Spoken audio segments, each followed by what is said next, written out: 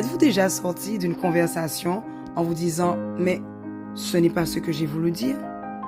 Eh oui, ça arrive souvent. Parce que dans le couple, on n'entend pas toujours avec les oreilles, mais avec le cœur. Quand l'un parle, l'autre entend autre chose. Pas parce qu'il n'écoute pas, mais parce que le message passe à travers des filtres invisibles. Les émotions, l'éducation, les blessures et même nos besoins profonds. La vérité, c'est que chacun entend selon son état intérieur.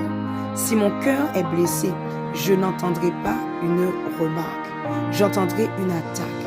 C'est pourquoi dans les Écritures, il est écrit « Gardez votre cœur plus que toute autre chose, car c'est de là que viennent les sources de la vie. » Si je suis fatigué ou en colère, je n'entendrai plus l'amour, j'entendrai une critique. Ces filtres, ce sont parfois nos émotions non gérées, la colère, la peur, la tristesse, même les frustrations ou les blessures du passé. Mais les filtres peuvent aussi venir de notre éducation, ce qu'on a appris, vu ou vécu dans notre famille. Certains ont grandi dans des maisons où on ne disait rien. Alors, à l'âge adulte, ils ne savent pas exprimer leurs émotions. D'autres ont grandi dans des cultures où l'homme doit toujours avoir le dernier mot, où la femme doit toujours se taire.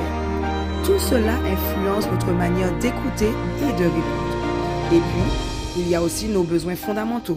L'homme a besoin de respect. Alors, le moindre ton sec peut devenir un filtre. La femme a besoin de connexion et de relationnel. Alors, le moindre silence peut être vécu comme un filtre.